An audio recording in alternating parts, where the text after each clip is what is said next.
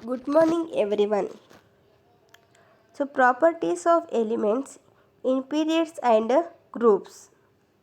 You know that the valence means the combining capacity of an element is called valency, or the outermost shell electrons are called valence electrons. So in a period, the number of valence electrons increases from 1 to 8 from left to right, and the number of shell is the same. In a period, the number of valence electrons increases from 1 to 8. ಒಂದು ಪೀರಿಯಡಲ್ಲಿ ಏನಾಗಿರುತ್ತೆ, number of valence ಎಲೆಕ್ಟ್ರಾನ್ಸನ್ನು ಇನ್ಕ್ರೀಸಸನ್ನು ಆಗಿರುತ್ತೆ. ಯಾವುದರಿಂದ? 1ರಿಂದ 8ವರೆಗೂ. From the left to right and the number of shells is same. ಅದನ್ನು ಲೆಫ್ಟ್ ಟು ರೈಟ್ ಏನು ಎಲೆಕ್ಟ್ರಾನ್ಸ್ಗಳನ್ನು ಇರುತ್ತೋ, ಏನು ಪೀರಿಯಡನ್ನು ಇರುತ್ತೋ ಆ ಪೀರಿಯಡಲ್ಲಿ ಏನಾಗಿರುತ್ತೆ, ನಂಬರ್ ಆಫ್ ವೇಲೆನ್ಸ್ ಎಲೆಕ್ಟ್ರಾನ್ಸನ್ನು ಇನ್ಕ್ರೀಸಸ್ ಆಗ್ತಕ್ಕಂಥದ್ದನ್ನು ನಾವಿಲ್ಲಿ ನೋಡ್ತೀವಿ. ಫಾರ್ ಎಕ್ಸಾಂಪಲ್ ಹೇಳಬೇಕಂದ್ರೆ ಇವಾಗ ಸೆಕೆಂಡ್ ಪೀರಿಯಡ್ ಎಲಿಮೆಂಟ್ಸ್ ಯಾವ್ದ್ಯಾವುದು? Lithium, beryllium, boron, carbon, nitrogen, oxygen, fluorine ಮತ್ತು neon. So the atomic number of lithium 3, beryllium 4, boron 5, carbon 6, nitrogen 7, oxygen 8, fluorine 9, neon 10. So is the atomic number of the elements. Its electronic configuration, ಅದರದ್ದು electronic configuration ಏನಪ್ಪ ಅಂದರೆ, so K ಶೆಲ್ಲಲ್ಲಿ 2, L ಶೆಲ್ಲಲ್ಲಿ 1, ಅಂದರೆ 1s2 2s1, beryllium 1s2 2s2, boron 1s2 2s2 2p1, carbon 1s2 2s2 2p2, nitrogen 1s2 2s2 2p3 3 4 2p1. So ಈ ಥರ ಏನಾಗಿರುತ್ತೆ ಅಂದರೆ, ಸೊ ಎಲೆಕ್ಟ್ರಾನ್ಸ್ಗಳನ್ನು ಎಲೆಕ್ಟ್ರಾನಿಕ್ ಕಾನ್ಫಿಗರೇಷನ್ಸಿನ ಮೂಲಕ ಏನು ಮಾಡ್ತಾರೆ, ಇದನ್ನು ಡಿಸ್ಟ್ರಿಬ್ಯೂಷನ್ ಮಾಡ್ತಕ್ಕಂಥ ನಾವಿಲ್ಲಿ ನೋಡ್ತೀವಿ. Valence electrons. The valency of lithium is 1, beryllium is 2, boron is 3, carbon is 4, nitrogen is 5, oxygen is 6, fluorine is 7, neon is 8 is the valence electrons. ಅಂದರೆ ಔಟರ್ ಮೋಸ್ಟ್ ಶೆಲ್ಲಲ್ಲಿ ಇರ್ತಕ್ಕಂತಹ electrons. So lithium atomic number 3 ಆಗಿರೋದ್ರಿಂದ K ಶೆಲ್ಲಲ್ಲಿ 2, L ಶೆಲ್ಲಲ್ಲಿ 1. So ಹೇಳಿದ್ದೀನಿ, outer most ಶೆಲ್ಲಲ್ಲಿ ಎಷ್ಟು ಎಲೆಕ್ಟ್ರಾನ್ಸನ್ನು ಇರುತ್ತೋ ಆ ಎಲೆಕ್ಟ್ರಾನ್ಸನ್ನು ನಾವು ವೇಲೆನ್ಸ್ ಎಲೆಕ್ಟ್ರಾನ್ಸ್ ಅಂತ ಕರಿತೀವಿ ಅಂತ. ನೆಕ್ಸ್ಟ್ ಬೆರಿಲಿಯಮ್ ಕೆ ಶೆಲ್ಲಲ್ಲಿ 2, ಎಲ್ ಶೆಲ್ಲಲ್ಲಿ 2. ಬೋರಾನ್ ಕೆ ಶೆಲ್ಲಲ್ಲಿ 2, ಎಲ್ ಶೆಲ್ಲಲ್ಲಿ 3. ಅಂದರೆ ಔಟರ್ ಮೋಸ್ಟ್ ಶೆಲ್ಲಲ್ಲಿ ಎಷ್ಟು ಎಲೆಕ್ಟ್ರಾನ್ಸನ್ನು ಇರುತ್ತೋ ಆ ಒಂದು ಎಲೆಕ್ಟ್ರಾನ್ಸನ್ನು ನಾವು ವೇಲೆನ್ಸ್ ಎಲೆಕ್ಟ್ರಾನ್ಸ್ ಅಂತ ಕರಿತೀವಿ.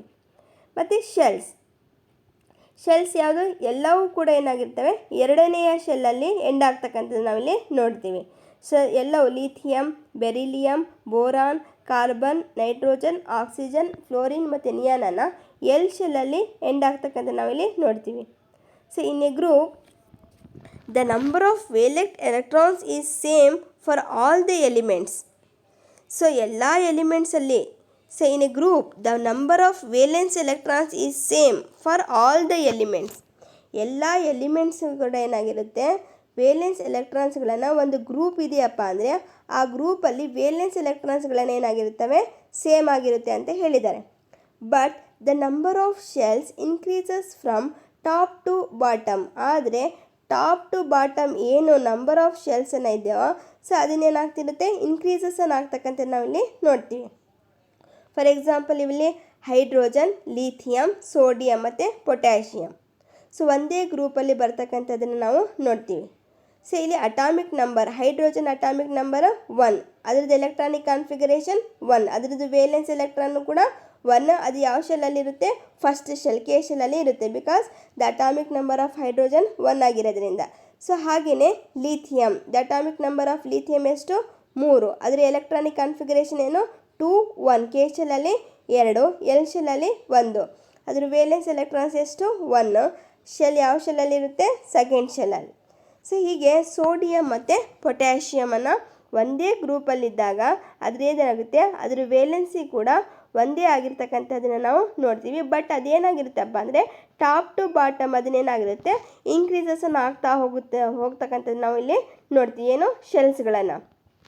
ಇಲ್ಲಿ ಫಸ್ಟ್ ಹೈಡ್ರೋಜನ್ ಫಸ್ಟ್ ಶೆಲ್ ಇದ್ದರೆ ಲಿಥಿಯಂ ಸೆಕೆಂಡ್ ಶೆಲ್ಲಲ್ಲಿ ಬರುತ್ತೆ, ಸೋಡಿಯಂ ಥರ್ಡ್ ಶೆಲ್ಲಲ್ಲಿ ಬರುತ್ತೆ, ಪೊಟ್ಯಾಷಿಯಮ್ ಫೋರ್ತ್ ಶೆಲ್ಲಲ್ಲಿ ಬರ್ತಕ್ಕಂಥದ್ದು ನಾವಲ್ಲಿ ನೋಡ್ತೀವಿ.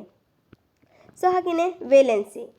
In a period the valency of the elements increases from 1 to 4 and then decreases from 4 to 0 from left to right.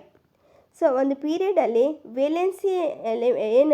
ವೇಲೆನ್ಸಿಯನ್ನು ಇರುತ್ತಾ, ಆ ಒಂದು ವೇಲೆನ್ಸಿಯನ್ನು ಏನಾಗಿರುತ್ತೆ ಎಲಿಮೆಂಟ್ಸಿಗೆ ತಕ್ಕಂತೆ ಅದನ್ನು ಇನ್ಕ್ರೀಸಸ್ ಆಗ್ತಕ್ಕಂಥದ್ದು ನಾವಲ್ಲಿ ನೋಡ್ತೀವಿ. So 1 to 4 and decreases from 4 to 0. So ಮತ್ತೆ ಏನಾಗಿರುತ್ತೆ ಲೆಫ್ಟ್ ಟು ರೈಟನ್ನು ನೋಡಿದಾಗ ಆ ಒಂದು ಏನು ವೇಲೆನ್ಸಿನ ಇರುತ್ತೋ ಅದನ್ನು ಡಿಕ್ರೀಸಸ್ ಆಗ್ತಕ್ಕಂಥದ್ದು ನಾವಲ್ಲಿ ನೋಡ್ತೀವಿ. ಫಾರ್ ಎಕ್ಸಾಂಪಲ್ ಸೆಕೆಂಡ್ ಪೀರಿಯಡನ್ನೇ ತಗೊಳ್ಳೋಣ. So elements lithium, beryllium, boron, carbon, nitrogen, oxygen, fluorine ಮತ್ತು ನಿಯಾನ್. ಅದ್ರದ್ದು ಅಟಾಮಿಕ್ ನಂಬರ್ಸ್ ಏನಾಗಿದೆ, ಲಿಥಿಯಮಿಂದು 3, beryllium 4, boron 5, carbon 6 etcetera. So ಅದರ ಎಲೆಕ್ಟ್ರಾನಿಕ್ ಕಾನ್ಫಿಗರೇಷನ್ ಕೂಡ 2 1 2 2 2 3 2 4 ಈ ಥರ ಇರುತ್ತೆ. ಅದ್ರ ವೇಲೆನ್ಸಿ ಕೂಡ 1. ಸೊ ವೇಲೆನ್ಸ್ ಎಲೆಕ್ಟ್ರಾನ್ಸು ಕೂಡ ಎಷ್ಟು 1 ಇರುತ್ತೆ. ಸೊ ಔಟರ್ ಮೋಸ್ಟ್ ಶೆಲ್ಲಲ್ಲಿ 1 ಎಲೆಕ್ಟ್ರಾನ್ಸ್ ಇರೋದ್ರಿಂದ ಅದ್ರ ವೇಲೆನ್ಸ್ ಎಲೆಕ್ಟ್ರಾನ್ಸು ಕೂಡ ಒಂದಿರುತ್ತೆ. ಅದ್ರ ವೇಲೆನ್ಸಿ ಕೂಡ ಏನಾಗಿರುತ್ತೆ ಔಟರ್ ಮೋಸ್ಟ್ ಶೆಲ್ಲಲ್ಲಿ ಎಷ್ಟು ಎಲೆಕ್ಟ್ರಾನ್ಸನ್ನು ಇರುತ್ತೋ ಅಷ್ಟು ಎಲೆಕ್ಟ್ರಾನ್ಸನ್ನು ನಾವು 1 to 4 ಸೇಮ್ ಆಗಿ ನೋಡ್ತಿದ್ದೀವಿ. ಆದರೆ ಇಲ್ಲಿ ನೈಟ್ರೋಜನಿಂದ ಏನಾಗಿದೆ ಅಂದರೆ the valency of nitrogen is 3 ಅಂತ ಇದೆ. ಯಾಕಪ್ಪ ಅಂದರೆ ನಾವು ಔಟರ್ ಮೋಸ್ಟ್ ಶೆಲ್ಲಲ್ಲಿ ಆಲ್ರೆಡಿ 5 ಎಲೆಕ್ಟ್ರಾನ್ಸನ್ನು ಕೊಡೋಕ್ಕಿಂತ ಇನ್ನು 3 ಎಲೆಕ್ಟ್ರಾನ್ಸನ್ನು ಇಸ್ಕೊಳ್ಳೋದು ಬಹಳಷ್ಟು ಈಸಿ. ಸೊ ಹಾಗಾಗಿ ಏನಾಗುತ್ತೆ ಅಲ್ಲಿ ಶೇರಿಂಗ್ ಆಫ್ ಎಲೆಕ್ಟ್ರಾನ್ಸ್ಗಳನ್ನು ಅಲ್ಲಿ ಶೇರ್ ಮಾಡಿ ಇಲ್ಲಿ ಕೊಟ್ಟಿದ್ದು decreases from 4 to 0 from left to right ಅಂತಂದು. ಸೊ ಇನ್ನು ಆ ಕಡೆಯಿಂದ ಇನ್ನು 3 ಎಲೆಕ್ಟ್ರಾನ್ಸ್ಗಳನ್ನು ಹಾಕಿದರೆ ಏನಾಗುತ್ತೆ 8 ಎಲೆಕ್ಟ್ರಾನ್ಸನ್ನು ಆಗುತ್ತೆ. ಸೊ 8 ಎಲೆಕ್ಟ್ರಾನ್ಸ್ ಇದ್ದರೆ ಅದು ಒಂದು ಆಕ್ಟೇಟ್ ಸ್ಟ್ರಕ್ಚರನ್ನು ಆಗುತ್ತೆ. ಸೊ ಹಾಗಾಗಿ valency of oxygen is 2, valency of fluorine is 1 and valency of neon is 0. ಯಾಕಂದರೆ ಔಟರ್ ಮೋಸ್ಟ್ ಶೆಲ್ಲಲ್ಲಿ 8 ಎಲೆಕ್ಟ್ರಾನ್ಸ್ ಕಂಪ್ಲೀಟ್ ಆಗಿದ್ದಾವಪ್ಪ ಅಂದರೆ ಅಲ್ಲಿ ಯಾವ ಎಲೆಕ್ಟ್ರಾನ್ಸು ಕೂಡ ತಗೊಳ್ಳೋಕ್ಕೂ ಬರಲ್ಲ, ಯಾವ ಎಲೆಕ್ಟ್ರಾನ್ಸು ಕೂಡ ಅಲ್ಲಿ ಕೊಡೋಕ್ಕೆ ಬರಲ್ಲ. ಎಲೆಕ್ಟ್ರಾನ್ಸನ್ನು ಕೊಟ್ಟರೆ ಅದೊಂದು ಆಕ್ಟೇಟ್ ಸ್ಟ್ರಕ್ಚರ್ ಆಗಲ್ಲ, ಒಂದು ಕಂಪ್ಲೀಟ್ ಸ್ಟ್ರಕ್ಚರನ್ನು ಆಗಿರಲ್ಲ. ಸೊ ಮ್ಯಾಕ್ಸಿಮಮ್ 8 ಎಲೆಕ್ಟ್ರಾನ್ಸ್ ಮಾತ್ರ ಇದ್ದರೆ ಅದು ಏನಾಗಿರುತ್ತೆ ಒಂದು ಕಂಪ್ಲೀಟ್ ಸ್ಟ್ರಕ್ಚರನ್ನು ಕಂಪ್ಲೀಟ್ ಶೆಲ್ಲನ್ನು ಆಗಿರುತ್ತೆ. ಸೊ ಹಾಗಾಗಿ ಅದ್ರದ್ದು ವೇಲೆನ್ಸಿ ಏನಾಗಿರುತ್ತೆ 0 ಆಗಿರುತ್ತೆ. ಅದೇ ಫ್ಲೋರಿನ್ ನೋಡ್ರಿ, ಅದ್ರದ್ದು ಔಟರ್ ಮೋಸ್ಟ್ ಶೆಲ್ಲಲ್ಲಿ ಎಷ್ಟಿರುತ್ತೆ ಅದು ಅಟಾಮಿಕ್ ನಂಬರ್ 9 ಆಗಿರೋದ್ರಿಂದ 2 ಮತ್ತು 7 ಇದೆ. ನಾವು 7 ಎಲೆಕ್ಟ್ರಾನ್ಸನ್ನು ಕೊಡೋದು ಬಹಳಷ್ಟು ಕಷ್ಟ. ಸೊ ಹಾಗಾಗಿ ಒಂದು ಕಂಪ್ಲೀಟ್ ಶೆಲ್ ಆಗಬೇಕಂದ್ರೆ 8 ಎಲೆಕ್ಟ್ರಾನ್ಸ್ ಮ್ಯಾಕ್ಸಿಮಮ್ ಆಗಿ ಬೇಕು ಅಂತ ಹೇಳಿದ್ದೀನಿ. ಸೊ ಹಾಗಾಗಿ ಇನ್ನು 1 ಎಲೆಕ್ಟ್ರಾನ್ಸನ್ನು ಇಸ್ಕೊಂಡ್ರೆ ಏನಾಗುತ್ತೆ ಅದನ್ನು so it's becomes an complete structure. So it's become an octet structure ಅಂತ ನಾವು ಇಲ್ಲಿ ಹೇಳ್ಬೋದು. In a group the valency is the same for all elements. So ಎಲ್ಲ ಒಂದು ಗ್ರೂಪ್ ಇದೆಯಪ್ಪ ಅಂದರೆ ಆ ಗ್ರೂಪಲ್ಲಿ ಆ ಗ್ರೂಪಲ್ಲಿ ಅದ್ರ ವೇಲೆನ್ಸಿ ಏನಾಗಿರುತ್ತೆ ಅಲ್ಲಿ ಸೇಮ್ ಆಗಿರ್ತಕ್ಕಂಥದ್ದನ್ನು ನಾವು ನೋಡ್ತೀವಿ ಅಂತಂದು ಇಲ್ಲಿ ಹೇಳಿದ್ದಾರೆ. ಸೊ ಇಲ್ಲಿ in a group the valency is same for all the elements of the group 1A ಅಂದರೆ ಹೈಡ್ರೋಜನ್, ಲಿಥಿಯಂ, ಸೋಡಿಯಂ, ಪೊಟ್ಯಾಷಿಯಂ ಇವೆಲ್ಲವೂ ಕೂಡ ಗ್ರೂಪ್ 1Aಯಲ್ಲಿ ಬರ್ತಕ್ಕಂತಹ ಒಂದು ಎಲಿಮೆಂಟ್ಸ್ಗಳು. ಸೊ ಇದ್ರ ವೇಲೆನ್ಸಿ ಎಲ್ಲಾದ್ರ ವೇಲೆನ್ಸಿ ಏನಾಗಿದೆ 1 ಆಗಿದೆ. ಅಂದರೆ atomic number 1, electronic configuration is 1, valence electron is 1 and valency is also 1. ನೀವು ನೋಡಿರಿ ಹೈಡ್ರೋಜನಿಂದ ಅಟಾಮಿಕ್ ನಂಬರ್ 1 ಇದೆ ಅಂದರೆ ಕೆ ಶೆಲ್ಲಲ್ಲೂ ಕೂಡ ಒಂದೇ ಒಂದು ಎಲೆಕ್ಟ್ರಾನ್. ಸೊ ಅದರದ್ದು ವೇಲೆನ್ಸಿ 1. ಲಿಥಿಯಂ ಅಟಾಮಿಕ್ ನಂಬರ್ 3 ಇದೆ, ಕೆ ಶೆಲ್ಲಲ್ಲಿ 2, ಎಲ್ ಶೆಲ್ಲಲ್ಲಿ 1. ಸೊ ಔಟರ್ ಮೋಸ್ಟಲ್ಲಿ 1 ಎಲೆಕ್ಟ್ರಾನ್ ಇದೆ ಅಂದರೆ ಅದನ್ನು valence electron is 1. Sodium atomic number is 11 ಇದೆ, ಕೆ ಶೆಲ್ಲಲ್ಲಿ 2, ಎಲ್ ಶೆಲ್ಲಲ್ಲಿ 8, ಎಮ್ ಶೆಲ್ಲಲ್ಲಿ 1. ಸೊ ಹಾಗಾಗಿ ಅದ್ರ ವೇಲೆನ್ಸ್ ಏನೋ 1 ಆಗಿರುತ್ತೆ. ಪೊಟ್ಯಾಷಿಯಂ 2 8 8, ಕೆ ಶೆಲ್ಲಲ್ಲಿ 2, ಎಲ್ ಶೆಲ್ಲಲ್ಲಿ 8, ಎಮ್ ಶೆಲ್ಲಲ್ಲಿ 8 ಮತ್ತು ಎನ್ ಶೆಲ್ಲಲ್ಲಿ 1. ಸೊ ಹಾಗಾಗಿ ಅದ್ರ ವೇಲೆನ್ಸಿ ಕೂಡ ಏನಾಗಿರುತ್ತೆ 1 ಆಗಿರ್ತಕ್ಕಂಥ ನಾವಿಲ್ಲಿ ನೋಡ್ತೀವಿ. ನೆಕ್ಸ್ಟ್ ಅಟಾಮಿಕ್ ಸೈಜ್ ಮತ್ತು radius of N atom. In a period, the atomic size of the elements decreases from left to right ಒಂದು ಪೀರಿಯಡಲ್ಲಿ ಸೊ ಅಟಾಮಿಕ್ ಸೈಜ್ ಏನಿರುತ್ತೋ ಅದನ್ನೇನಾಗಿರುತ್ತೆ ಅಂದರೆ ಲೆಫ್ಟಿಂದ ರೈಟಿಗೆ ಅದನ್ನು ಬಂದಾಗ ಸೊ ಅದೇನಾಗ್ತಾ ಇರುತ್ತೆ ಡಿಕ್ರೀಸನ್ನು ಆಗ್ತಕ್ಕಂಥದ್ದನ್ನು ನಾವಿಲ್ಲಿ ನೋಡ್ತೀವಿ. ಬಿಕಾಸ್ ಯಾಕಪ್ಪ ಅಂದರೆ the nuclear charge increases and the electrons are pulled closer to the nucleus. So ಹಾಗಾಗಿ ಯಾಕಪ್ಪ ಅಂದರೆ ನ್ಯೂಕ್ಲಿಯರ್ ಚಾರ್ಜ್ ಜಾಸ್ತಿ ಆದಂಗೆಲ್ಲ ಏನಾಗುತ್ತೆ ಎಲೆಕ್ಟ್ರಾನ್ಸನ್ನು ಪುಲ್ ಮಾಡಿಕೊಂಡು ಆದಷ್ಟು ಅದನ್ನ ಕ್ಲೋಸ್ ಆಗಿ ಅದನ್ನು ಎಳ್ಕೊಳ್ತಕ್ಕಂಥದ್ದನ್ನು ನಾವು ನೋಡ್ತೀವಿ. ಇವಾಗ ನೋಡಿರಿ, ನೀವು ಆದಷ್ಟು ಹತ್ತಿರ ಇದ್ದಂಗೆಲ್ಲ ಏನು ಮಾಡ್ತೀವಿ, ನಾವು ನಿಮ್ಮನ್ನು ಎಳ್ಕೊಳ್ತಕ್ಕಂತಹ ಕೆಲಸವನ್ನು ನಾವು ಅದೇ ನೀವು ದೂರ ಇದ್ದೀರಾ ಅಂದರೆ ನಮಗೆ ಕಷ್ಟ ಆಗಿಬಿಡುತ್ತೆ ಎಳ್ಕೊಳ್ತಕ್ಕಂಥ. ಸೊ ಆ ಥರನೇ ಏನಾಗುತ್ತೆ ಅಂದರೆ ಇಲ್ಲಿ ನ್ಯೂಕ್ಲಿಯರ್ಸನ್ನು ಚಾರ್ಜ್ ಏನಾಗುತ್ತೆ ಇನ್ಕ್ರೀಸಸ್ ಆಗುತ್ತೆ and the electrons are pulled closer to the nucleus ಅಂತ ಹೇಳ್ಬೋದು. ಆದಷ್ಟು ನಮ್ಮ ಹತ್ತಿರ ಇದ್ದಕ್ಕಂತಹದ್ದು ಯಾವುದೇ ಒಂದು ಇದಿರಲಿ ನಾವು ಆದಷ್ಟು ಬೇಗನೆ ಅದನ್ನು ನಾವು ಪುಷಪ್ ಮಾಡ್ಕೊಳ್ತಕ್ಕಂಥದ್ದನ್ನು ನಾವು ನೋಡ್ತೀವಿ. ಅದೇ ದೂರ ಇದ್ದರೆ ಏನು ಮಾಡ್ತೀವಿ, ನಮಗೆ ಕಷ್ಟ ಆಗುತ್ತೆ. ಸೊ ಆ ಥರ ಇದರಲ್ಲೂ ಕೂಡ ಅಷ್ಟೇ, the nuclear charge increases so the electrons are pulled closer to the nucleus. For example ಇವಾಗ ಸೆಕೆಂಡ್ ಪೀರಿಯಡ್ ಎಲಿಮೆಂಟ್ಸನ್ನು lithium, beryllium, boron, carbon, nitrogen ಆಗಿರ್ಬೋದು. ಅದರ ಅಟಾಮಿಕ್ ನಂಬರು ಕೂಡ ಗೊತ್ತಿದೆ. ನಂತರ electronic configuration. So number of protons are present in the lithium ಎಷ್ಟು 3. Protons means atomic number ಅಂತ ನಾವು ಇಲ್ಲಿ ಕನ್ಸಿಡರ್ ಮಾಡ್ತೀವಿ. ಇಲ್ಲಿ ಬೆರಿಲಿಯಮ್ 4.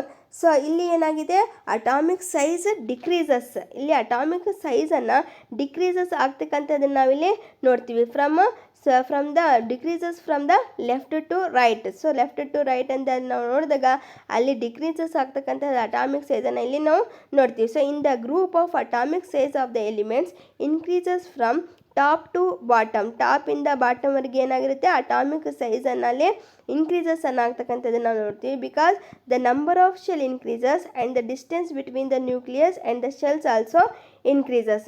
ಯಾಕಂದರೆ ನಂಬರ್ ಆಫ್ ಶೆಲ್ಸನ್ನು ಇನ್ಕ್ರೀಸ್ ಆದಂಗೆಲ್ಲ ಏನಾಗಿರುತ್ತೆ ಅಂದರೆ ಸೊ ಡಿಸ್ಟೆನ್ಸನ್ನು ನ್ಯೂಕ್ಲಿಯಸ್ಸಿಗೆ ಜಾಸ್ತಿ ಆಗ್ತಕ್ಕಂಥದ್ದನ್ನು ನಾವು ನೋಡ್ತೀವಿ. ಇವಾಗ ಕೆ ಶೆಲ್ ಅಂದರೆ ನ್ಯೂಕ್ಲಿಯಸ್ಸಿಗೆ ಹತ್ತಿರ ಇರುತ್ತೆ, ಎಲ್ ಶೆಲ್ ಸ್ವಲ್ಪ ದೂರ, ಎಮ್ ಶೆಲ್ ಇನ್ನೊಂದು ಸ್ವಲ್ಪ ದೂರ, ಎನ್ ಶೆಲ್ ಇನ್ನೊಂದು ಸ್ವಲ್ಪ ದೂರ. ಸೊ ಈ ಥರ ಏನಾಗಿರುತ್ತೆ ಅಂದರೆ ಆದಷ್ಟು ಡಿಸ್ಟೆನ್ಸನ್ನು ಜಾಸ್ತಿ ನಾವು ಅಲ್ಲಿ ಕಾಣ್ತಕ್ಕಂಥದ್ದನ್ನು ನಾವು ನೋಡ್ತೀವಿ. ಸೊ ಹಾಗಾಗಿ atomic size elements increases from top to bottom, ಟಾಪಿಂದ ಬಾಟಮ್ವರೆಗೆ ಅದನ್ನು ಇನ್ಕ್ರೀಸ್ ಆಗಿರುತ್ತೆ. So because the number of shell increases, ಯಾಕಂದರೆ ನಂಬರ್ ಆಫ್ ಶೆಲ್ಸಲ್ಲಿ ಇನ್ಕ್ರೀಸಸ್ಸನ್ನು ಆಗಿರುತ್ತೆ. But distance between the nucleus and shells also increases. ಮತ್ತು ನಂಬರ್ ಆಫ್ ಶೆಲ್ಸ್ ಜಾಸ್ತಿ ಆದಂಗೆಲ್ಲ ಏನಾಗುತ್ತೆ ನ್ಯೂಕ್ಲಿಯಸ್ಸಿಗೂ ಮತ್ತು ಔಟರ್ ಮೋಸ್ಟ್ ಶೆಲ್ಲಿಗೂ ಕೂಡ ಏನಾಗುತ್ತೆ ಡಿಸ್ಟೆನ್ಸ್ ಜಾಸ್ತಿ ಆಗ್ತಕ್ಕಂಥದ್ದನ್ನು ನಾವಲ್ಲಿ ನೋಡ್ತೀವಿ. ಫಾರ್ ಎಕ್ಸಾಂಪಲ್ ಇವಾಗ elements hydrogen, lithium, sodium, potassium, atomic number 1, 3, 11, 19. ಅದರ ಎಲೆಕ್ಟ್ರಾನಿಕ್ ಕಾನ್ಫಿಗರೇಷನ್ ಇದೆ, ವೇಲೆನ್ಸ್ ಎಲೆಕ್ಟ್ರಾನ್ಸು ಕೂಡ ಇದೆ. ಇವಾಗ ಹೈಡ್ರೋಜನಿಗೆ ಒಂದೇ ಒಂದು ಶೆಲ್ ಇರುತ್ತೆ ಅಂದರೆ ಕೆ ಶೆಲ್, ಲಿಥಿಯಮಿಗೆ 2 ಶೆಲ್ ಇರುತ್ತೆ, ಸೋಡಿಯಮಿಗೆ 3ನೇ ಶೆಲ್, ಪೊಟ್ಯಾಷಿಯಮ್ 4ನೇ ಶೆಲ್. ಸೊ ಈ ಥರ ಏನಾಗುತ್ತೆ ನ್ಯೂಕ್ಲಿಯಸ್ ಮತ್ತು ಫಸ್ಟ್ ಶೆಲ್ಲಿಗೂ ಮತ್ತು 4ನೇ ಶೆಲ್ಲಿಗೂ ನ್ಯೂಕ್ಲಿಯಸ್ಸಿಗೆ ನಾವು ನೋಡಿದಾಗ ಕೆ ಶೆಲ್ ಆದಷ್ಟು ನ್ಯೂಕ್ಲಿಯಸ್ಸಿನ ನಿಯರರ್ ಆಗಿರುತ್ತೆ. ಅದನ್ನೇ ನಾವು ಎನ್ ಶೆಲ್ ನೋಡಿದಾಗ ಏನಾಗಿರುತ್ತೆ ಕೆ ಶೆಲ್ಗಿಂತ ಬಹಳಷ್ಟು ದೂರವಾಗಿ ನ್ಯೂಕ್ಲಿಯಸ್ಸಿಗೆ ಇರ್ತಕ್ಕಂಥದ್ದನ್ನು ನಾವು ನೋಡ್ತೀವಿ. ಸೊ ಅದನ್ನೇ ಇಲ್ಲಿ ಹೇಳಿರೋದು distance between the nucleus so and the shells also increases ಅಂತಕ್ಕಂಥದ್ದನ್ನು. ಶೆಲ್ಸ್ ಇನ್ಕ್ರೀಸಸ್ ಆದಂಗೆಲ್ಲ ಏನಾಗಿರುತ್ತೆ ನ್ಯೂಕ್ಲಿಯಸ್ಸಿಗೆ ಡಿಸ್ಟೆನ್ಸು ಕೂಡ ಜಾಸ್ತಿ ಆಗ್ತಕ್ಕಂಥದ್ದನ್ನು ನಾವಲ್ಲಿ ನೋಡ್ತೀವಿ. And metallic property.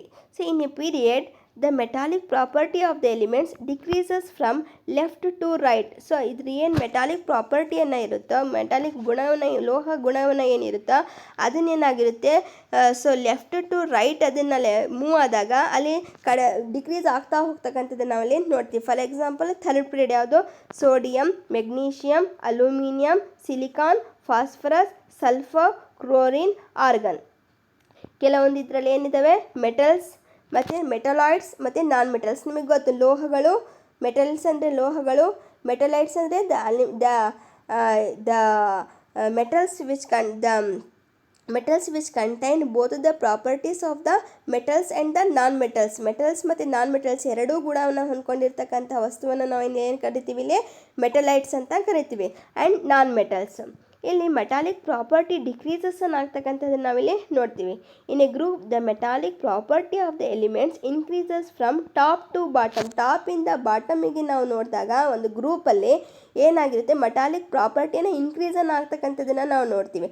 ಅದನ್ನೇ ಲೆಫ್ಟ್ ಟು ರೈಟ್ ಅದನ್ನು ಮೂವ್ ಆದಾಗ ಅಲ್ಲೇನಾಗುತ್ತೆ ಡಿಕ್ರೀಸಸ್ ಆಗ್ತಕ್ಕಂಥದ್ದು ನಾವು ಇಲ್ಲಿ ನೋಡ್ತೀವಿ. ಫಾರ್ ಎಕ್ಸಾಂಪಲ್ ಕಾರ್ಬನ್ ಒಂದು ನಾನ್ ಮೆಟಲ್, ಸಿಲಿಕಾನ್ ಮೆಟಲೈಡ್, ಜರ್ಮೇನಿಯಂ ಮೆಟಲೈಡ್ ಅಂದರೆ ಲೋಹ ಮತ್ತು ಅಲೋಹ ಎರಡೂ ಗುಣವನ್ನು ಹೊಂದ್ಕೊಂಡಿರ್ತಕ್ಕಂತಹ ಒಂದು ಮೆಟಲನ್ನು ನಾವು ಏನಂತ ಕರಿತೀವಿ, ಮೆಟಲೈಟ್ಸ್ ಅಂತ ಕರಿತೀವಿ. ಮತ್ತು tin metal, lead metal. So metallic property increases from top to bottom ಅಂತ ಇಲ್ಲಿ ನಾವು ಹೇಳ್ಬೋದು. And non-metallic property are electronegative nature. In a period, the non-metallic property of the element increases from left to right. So ಏನು ಒಂದು ಪೀರಿಯಡನ್ನು ಇದೆಯೋ ಆ ಪೀರಿಯಡಲ್ಲಿ so left to right ಅದನ್ನು ಏನು ಮೂವ್ ಆದಾಗ ಸೊ ಅಲ್ಲಿ ಏನಾಗುತ್ತೆ, ಸೊ ಮೆಟಾಲಿಕ್ ಪ್ರಾಪರ್ಟಿಯನ್ನು ಇನ್ಕ್ರೀಸಸ್ ಆಗ್ತಕ್ಕಂಥದ್ದು ನಾವಿಲ್ಲಿ ನೋಡ್ತೀವಿ. For example sodium, magnesium, aluminium, silicon, phosphorus, sulphur, chlorine ಮತ್ತು ಆರ್ಗನ್. ಸೊ ಇದು ಮೆಟಲ್ಸ್, ಮೆಟಲೈಟ್ಸ್ ಮತ್ತು ನಾನ್ ಮೆಟಲ್ಸ್. ಇದು ನಾನ್ metallic property in a group. The non-metallic property of the element decreases from the top to bottom. So ಏನಾಗಿರುತ್ತೆ, ನಾನ್ metallic ಪ್ರಾಪರ್ಟಿಯನ್ನು ಏನಾಗಿರುತ್ತೆ top two ಬಾಟಮಲ್ಲಿ decreases ಆಗ್ತಕ್ಕಂಥದ್ದು ನಾವು ನೋಡ್ತೀವಿ. For example group 6A ಏನಿದೆಯೋ so ಆ ಒಂದು ಗ್ರೂಪ್ 6A ಯಲ್ಲಿ ಏನಾಗಿರುತ್ತೆ, ಸೊ ನಾನ್ ಮೆಟಾಲಿಕ್ ಪ್ರಾಪರ್ಟಿಯನ್ನು ಅಲ್ಲಿ ಡಿಕ್ರೀಸಸ್ ಆಗ್ತಕ್ಕಂತಹದನ್ನು ನಾವಲ್ಲಿ ನೋಡ್ತೀವಿ. ಆವಾಗ top to bottom you have to see that in the group 6 ಅಂತ ನಾವಿಲ್ಲಿ ಹೇಳ್ಬೋದು. ಸೊ ಇಲ್ಲಿ ನೋಡಿರಿ, ಇಲ್ಲಿ ಗ್ರೂಪ್ 6 ಇಲ್ಲಿ ನೋಡೋಣ. ಇಲ್ಲಿ ಕೊಟ್ಟಿದ್ದಾರೆ, ಇಲ್ಲಿ ಗ್ರೂಪ್ 6 ಕೊಟ್ಟಿದ್ದಾರೆ. ಕ್ರೋಮಿಯಂ, ಮೊಲೆಬಿಯಮ್, ಸೊ ಇವೆಲ್ಲವೂ ಕೂಡ ಏನಾಗಿದೆ ಗ್ರೂಪ್ 6 ಇರ್ತಕ್ಕಂತಹ ಒಂದು ಎಲಿಮೆಂಟ್ಸ್. ಇಲ್ಲಿ ಏನಾಗಿರುತ್ತೆ, it's can be the decreases from the metallic property from the top to bottom ಅಂತ ಹೇಳ್ಬೋದು. Okay dear students, today we shall discuss about the properties of elements in periods and groups, valency, atomic size, metallic property and non-metallic property. Okay, thank you.